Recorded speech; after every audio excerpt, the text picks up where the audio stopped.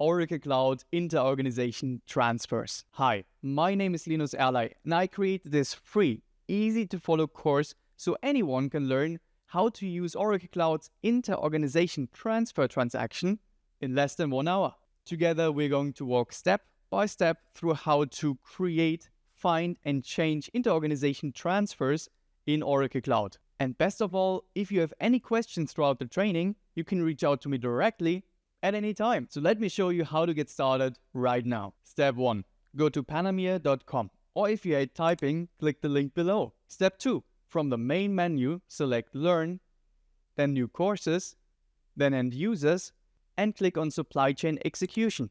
From the Supply Chain Execution page, click the Enroll button within the Inventory Management Learning path and start learning immediately. Don't miss out on this easy-to-learn opportunity. In fact, the whole course is completely for free for the next 30 days, so what are you waiting for? Go check it out right now, and I'll see you inside of this free course.